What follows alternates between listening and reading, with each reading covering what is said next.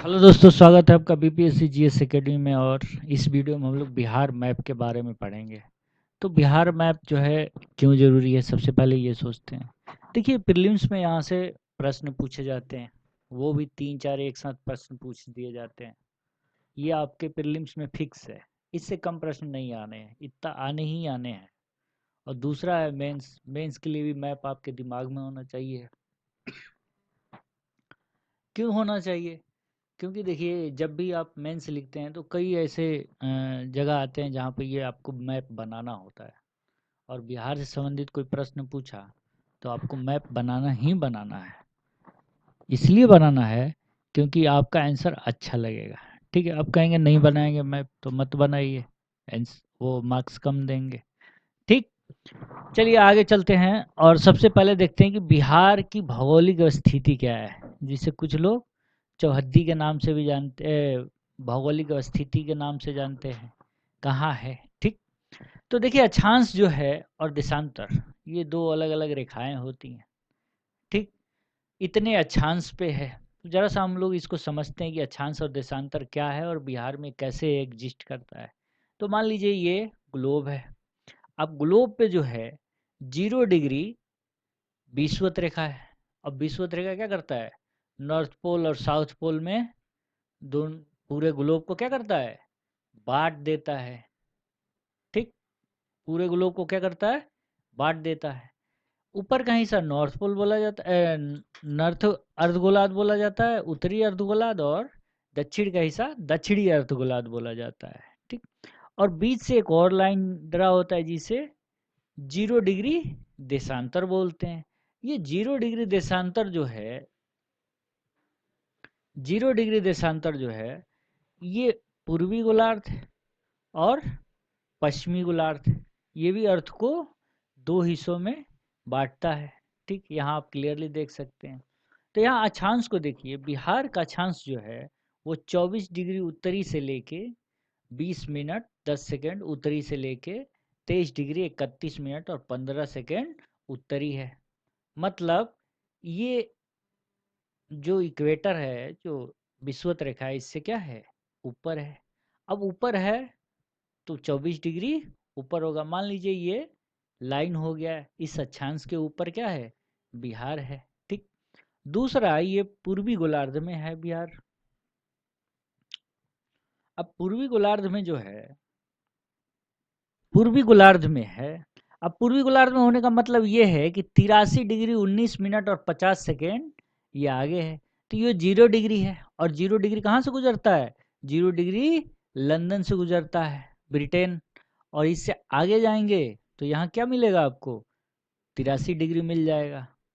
भारत की time line zone कितना है? 82.5 डिग्री। और 82.5 डिग्री से थोड़ा सा आगे बढ़ते हैं टाइमलाइन जोन से। टाइमलाइन जोन हमारा कहाँ है? इलाहाबाद में है, और इलाहाबाद के नैनी में है। और इससे थोड़ा सा आगे बढ़ते हैं तो बिहार की बाउंड्री इसी ऊपर से शुरू हो जाता है। अब देखिए, इस एरिया में यहाँ से मैंने यहाँ बोल दिया कि बिहार का ये अक्षांश हो गया। ठीक, और ये पूरब में यहाँ से लेके यहाँ से हो गया, यानी 83 डिग्री 19 मिनट 50 सेकेंड से लेके 88 डिग्री 17 मिनट और 40 सेकेंड के बीच में हो गया। इसी एरिया में क्या करता है बिहार? इसी भौगोलिक एरिया में एग्जिस्ट करता है। तो अक्षांश अब लोग समझ गए होंगे। तो बिहार किस गोलार्ध में है? उत्तरी गोलार्ध में है। और पूरब पश्चिम पूछे तो किस गोलार्ध में है? पूर्वी गोलार्ध में है। कभी कभी ये भी आपसे पूछ सकता है कि उत्तर पूर्वी गोलार्ध में। हाँ, ये सही है। बिहार किस गोलार्ध में है? उत्तर पूर्वी गोलार्ध में है। ठीक, नेक्स्ट चलते हैं। आपको अक्षांश और देशांतर अब समझ में आ गया होगा। ठीक, नेक्स्ट चलते हैं, अगला देखते हैं। अगला हमें पढ़ना है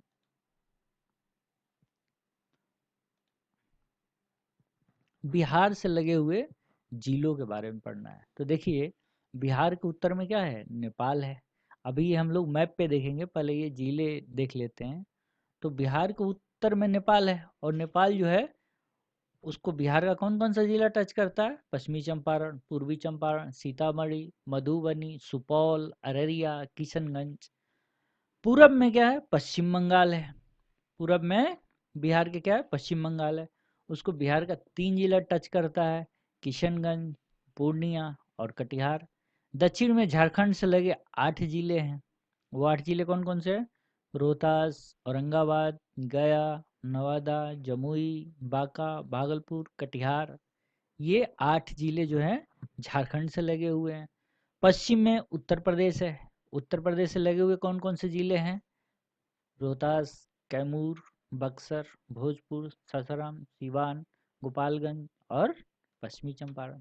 तो एक बार मैप की तरफ हम लोग चलते हैं। ये देखिए, अब मैप में हम लोग देखते हैं सबसे पहले कि उत्तर में जो है बिहार के, ये नेपाल लगा हुआ है, अंतर्राष्ट्रीय बाउंड्री बनाता है। और बिहार केवल एक ही देश के साथ अंतर्राष्ट्रीय सीमा बनाता है, वो है नेपाल। नेपाल जो है वो 7 जिलों को टच करता है। 7 जिले आप कौन कौन से हैं देखिए, पश्चिमी चंपारण, पूर्वी चंपारण, सीतामढ़ी, मधुबनी, सुपौल, अररिया और किशनगंज। इन 7 जिलों को आपको क्या करना है, याद कर लेना है। ठीक। पूरब में जो है वो 3 जिले लगे हुए हैं, किससे? पश्चिम बंगाल से, किशनगंज, पूर्णिया और कटिहार। किशनगंज, पूर्णिया और कटिहार किससे लगा हुआ है? पश्चिम बंगाल से। दक्षिण में जो है झारखंड है। ये देखिए झारखंड क्या है, इन 8 जिलों से लगा हुआ है। ये कितने जिले से लगे हुए हैं? पश्चिम बंगाल 3 जिला और झारखंड 8 जिलों से लगा हुआ है। इन 8 जिलों में कौन कौन से जिले हैं? 8 जिलों में रोहतास, औरंगाबाद, गया, नवादा, जमुई, बांका, भागलपुर और कटिहार। ये 8 जिले किससे लगे हुए हैं? तो झारखंड से लगे हुए हैं।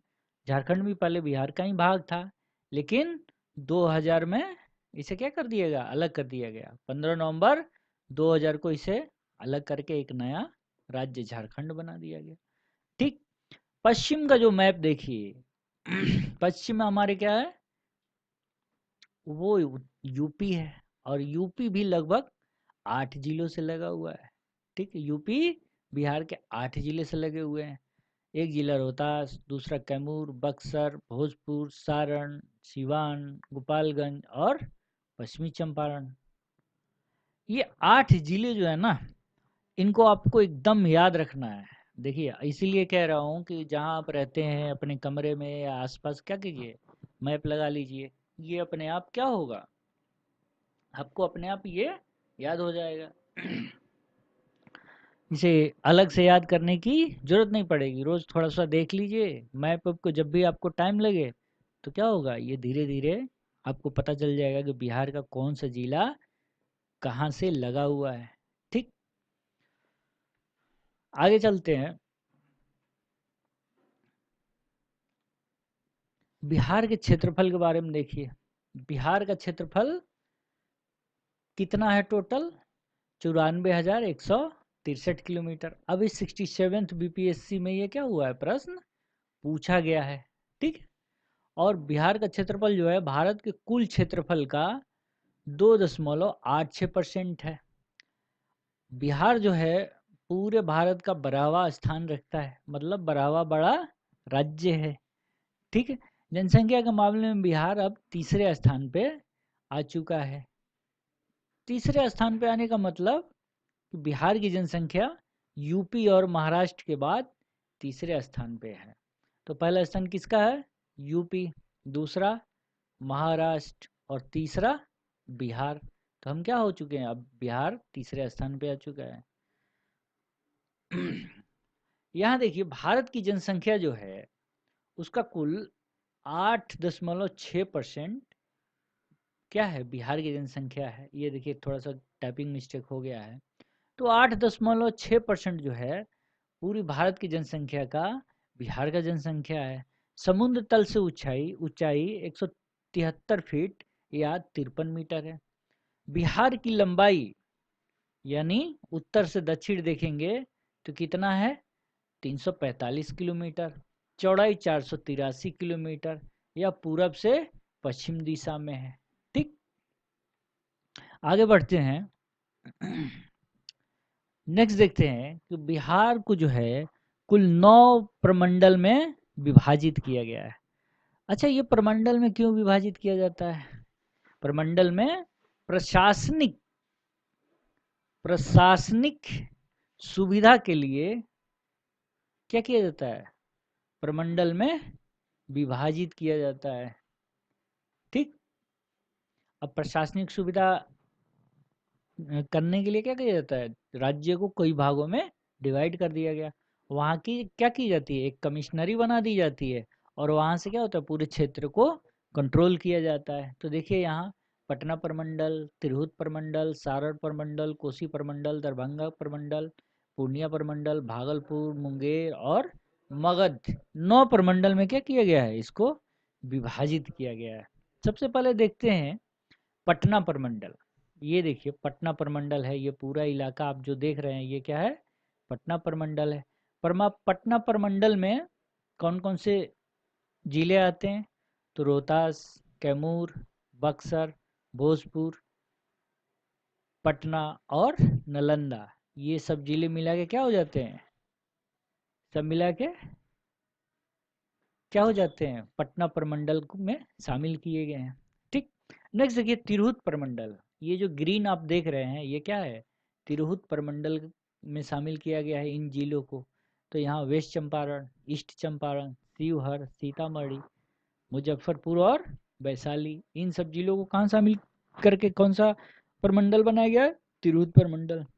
ये एग्जाम के लिए क्या है? बहुत इंपॉर्टेंट है, इसीलिए सारे प्रमंडल्स को क्या कीजिए आप धीरे धीरे तैयार कर लीजिए। ठीक। नेक्स्ट देखिए सारण प्रमंडल। सारण प्रमंडल में 3 जिले हैं, गोपालगंज, सिवान और सारण जिला। ठीक। अगला है कोसी प्रमंडल। कोसी प्रमंडल ऊपर है देखिए, सुपौल, मधेपुरा और सहरसा, 3 जिलों को मिला के क्या बनाया गया है? कोसी प्रमंडल बनाया गया है। दरभंगा प्रमंडल, यहाँ देखिए मधुबनी, दरभंगा और समस्तीपुर, इन 3 जिलों को मिला के क्या बनाया गया है? दरभंगा प्रमंडल बनाया गया है। ठीक है। पूर्णिया, ये जो ऊपर का इलाका देख रहे हैं, उत्तर पूर्वी इलाका, जैसे किशनगंज, अररिया, पूर्णिया और कटिहार, इन 4 जिलों को मिला के क्या कौन सा प्रमंडल बनाया गया? पूर्णिया प्रमंडल।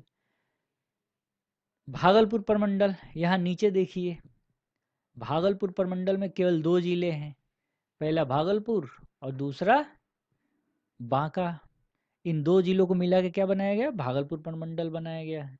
मुंगेर, यहाँ आप देखिए मुंगेर में जो है खगड़िया, बेगूसराय, मुंगेर, लखीसराय, शेखपुरा और जमुई, इन सबको मिला के क्या बनाया गया है? मुंगेर प्रमंडल बनाया गया है। और यहाँ नीचे देखिए लास्ट मगध। मगध का ये रीजन भी था, हालांकि ये ऊपर वाला रीजन भी मगध का ही था, लेकिन ये कोर एरिया माना जाता था। तो इसमें औरंगाबाद, गया, नवादा, अरवल, जहानाबाद, इन 5 जिलों को मिला के कौन सा प्रमंडल बनाया गया है? मगध प्रमंडल। ठीक। सारण प्रमंडल का हेडक्वार्टर कहाँ है? मुख्यालय सारण में है। भागलपुर का भागलपुर में है। मुंगेर प्रमंडल का मुंगेर में मुख्यालय है। तिरहुत प्रमंडल, इसका मुख्यालय कहाँ है? मुजफ्फरपुर में। देखिए जो इसमें थोड़ा सा अलग होता है ना, उसी से प्रश्न पूछा जाता है। तो तिरहुत क्या है? एक क्षेत्र का नाम है, ये कोई शहर नहीं है। तिरहुत का क्या है? तिरहुत प्रमंडल बना दिया गया और इससे जो है जो शहर है उसको मुख्यालय बना दिया गया। तो हरदम याद रखिएगा तिरहुत प्रमंडल का मुख्यालय कहाँ है? मुजफ्फरपुर। दरभंगा का ओबियसली दरभंगा होगा। पटना प्रमंडल का पटना। कोसी, ये भी याद करने लायक है, ये भी क्या है? याद करने लायक। कोसी प्रमंडल का मुख्यालय कहाँ है? सहरसा। मगध का मुख्यालय कहाँ है? गया। और पूर्णिया का तो पूर्णिया होगा ही। ठीक। तो ये पूरा प्रमंडल हो गया आपका। बिहार मैप में हमें इतना ही पढ़ना है, ज़्यादा कुछ नहीं पढ़ना है। और हाँ, जो भी लोग हैं जो मैप तैयार करना चाहते हैं उनके लिए फिर से मैं दोहरा दूं कि बिहार मैप को क्या कीजिए, आप बनाने की प्रैक्टिस कीजिए। कौन सा जिला कहाँ है उसको एज्यूम कीजिए अपने ब्रेन में, इससे क्या होगा, ये प्रोसेस आसान हो जाएगा। तो जो भी दोस्त हमारे वीडियो को सुन रहे हैं, देख रहे हैं, वो सब्सक्राइब करें, लाइक करें, ताकि हमें आपसे क्या हो और भी ज़्यादा रिस्पांस मिले, तो हमें भी, हमारा भी कॉन्फिडेंस थोड़ा ऊंचा जाए। धन्यवाद।